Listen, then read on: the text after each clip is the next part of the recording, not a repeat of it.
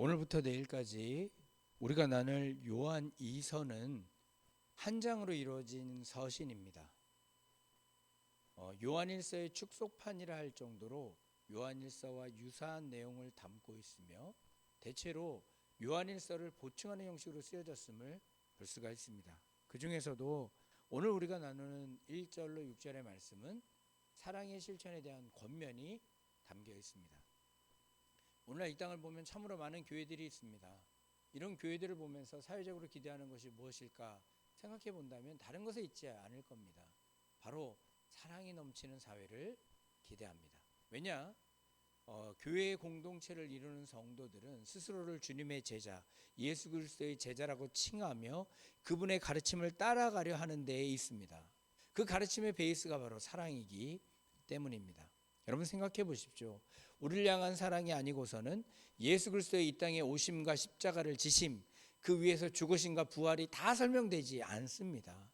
오로지 우리를 향한 사랑으로 그 일이 가능했으니 우리는 당연히 그분을 본받아 사랑해야 할 것이고, 그런 사랑이 넘치는 공동체가 존재하는 곳이라면 당연히 사랑이 넘치는 사회를 꿈꾸게 될 것입니다.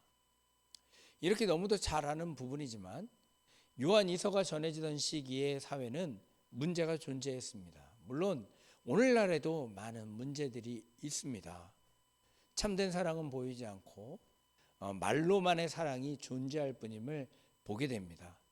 요한 이서가 전해지던 그 시기에도 영지주의적 이단들이 판을 치고 교회에 영향력을 주어서 그런 일들이 일어났습니다. 당시 영지주의자들은 하나님에 대한 영지, 그러니까 인간의 상식을 뛰어넘는 지식을 가지고 있는 자들만이 거룩한 성도여 구원받은 하나님의 백성이라고 주장하면서도 실제로는 하나님의 계명을 떠나 도덕적인 방종을 일삼았고, 또한 그들은 기본적으로 사랑을 부르짖었지만 실제로는 하나님의 계명에 대한 순종은 없는 진리와 무관한 사랑을 부르짖어 말과 혀로만의 공허한 사랑을 나타냈던 것을 볼 수가 있습니다. 이에 대해 오늘 본문도 성도가 가져야 될 사랑이 무엇인지를 분명하게 보여주고 있습니다. 점점 그리스도인의 입지가 좁아져가는 이 세상에서 교회의 존재 이유와 구원받은 성도의 모습에 대해 오늘 새벽에 한번 생각해 볼 수 있게 되기를 바랍니다. 먼저 1절에는 전형적인 서신서의 패턴을 따라 인사가 담겨 있습니다. 여기서 이 편지를 쓰는 자가 누구인지 나타나 있는데 그는 그저 장로라고 밝힙니다.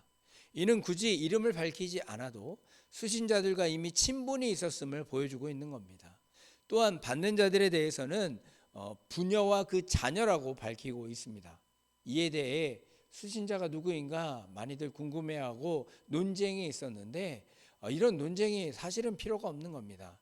이는 보통 한 고유한 부녀와 그의 자녀를 지칭한다기보다는 믿음의 식구들을 한 여성 개인으로 의인화하여 비유적으로 사용된 것이라 이해해 볼 수 있습니다. 마치 우리가 그리스도의 신부된 것으로 여겨지는 것처럼 그렇게 표현된 것입니다. 특정한 부녀와 자녀가 아닌 그리스도의 신부된 교회와 그 안에 소속된 모든 신령한 공동체를 지칭하고 있다라고 보면서 이 편지를 우리는 읽어야 될 것입니다. 요한이서 저자는 그들을 사랑하는 자라고 이야기하면서 자기뿐만 아니라 진리를 아는 모든 자도 그리하다 말합니다. 그 이유를 2절에서 밝히고 있는데 우리 안에 거하여 영원히 우리와 함께 할 진리로 말미암음이다 라고 이야기합니다. 진리, 그러니까 그리스도와 그의 가르침이 우리 안에 거하여 우리와 함께함으로 인해 형제 자매가 되었고 그렇게 사랑할 수밖에 없음을 말하고 있습니다.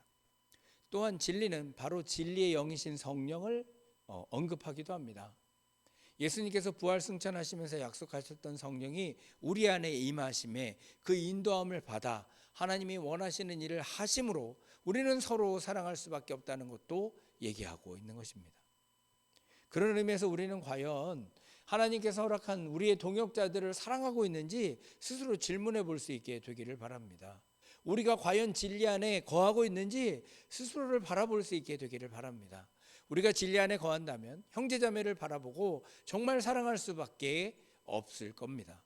이제 그 진리를 간직한 자들에게 있을 축복을 이야기하면서 문안 인사를 합니다. 3절 말씀입니다. 은혜와 긍휼과 평강이 하나님 아버지와 아버지의 아들 예수 그리스도께로부터 진리와 사랑 가운데에 우리와 함께 있으리라 라고 축복합니다. 은혜와 긍휼 평강은 그 주체가 오로지 하나님 아버지와 아버지의 아들 예수 그리스도라고 이야기하면서 그 진리 안에 거하며 사랑하게 될 때 그 공동체에 이러한 축복이 있음을 분명히 합니다. 그렇습니다. 이러한 영적 축복은 예수의 가르침에 거하는 자들만이 누릴 수 있는 축복입니다. 그 축복이 우리에게 있음을 우리는 기억하면서 진리와 사랑 안에서 서로를 바라보고 사랑할 수 있는 우리가 되기를 바랍니다. 이제 요한은 먼저 본서의 수신자들이 하나님께로부터 받은 계명대로 진리 아래 행한 사실에 대해 기쁨을 피력하고 본서의 수신자들로 하여금 그 계명에 순종하여 더욱 사랑을 실천할 것을 권면합니다. 4절부터 6절까지 제가 읽어드립니다. 너의 자녀들 중에 우리가 아버지께 받은 계명대로 진리를 행하는 자를 내가 보니 심히 기쁘도다. 부녀여, 내가 이제 내게 구하노니 서로 사랑하자. 이는 새 계명같이 내게 쓰는 것이 아니요 처음부터 우리가 가진 것이라. 또 사랑은 이것이니 우리가 그 계명을 따라 행하는 것이요 계명은 이것이니 너희가 처음부터 들은 바와 같이 그 가운데서 행하라 하심이라. 진리 안에서 사랑의 실천에 대한 언급은 이미 요한일서를 통하여 강조되었던 핵심 교훈이었습니다. 그것이 제 언급으로 초대교회 당시 대표적인 이단이었던 영지주의자들을 염두에 둔 교훈이라는 것을 우리는 여기에서 볼 수 있습니다.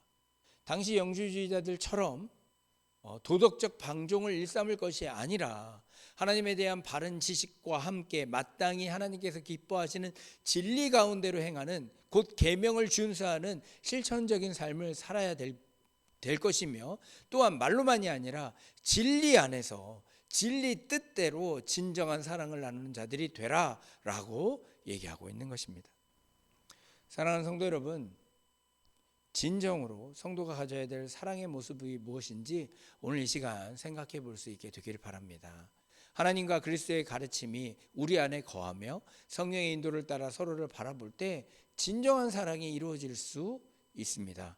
2022년도 올해가 이제 며칠 남지 않았습니다. 짧은 이 시기에 하나님께서 허락하신 공동체 안의 일원들을 나는 진리 안에서 사랑하고 있는가 스스로 질문해보고 더 깊은 사랑으로 이 공동체를 세워가며 그를 통해 요한의 축복처럼 정말 삼위 하나님만이 주실 수 있는 은혜와 긍휼과 평강이 언제나 넘쳐나는 삶, 그런 삶을 살아가게 되기를 주님의 이름으로 축복합니다. 제가 잠시 기도하겠습니다. 우리를 진리 가운데 부르시사 그 진리 안에 거하게 하시고 참된 진리이신 성령을 우리에게 부어주셔서 그 진리 안에서 우리 모두 사랑하게 하신 주님, 은혜를 진실로 감사합니다.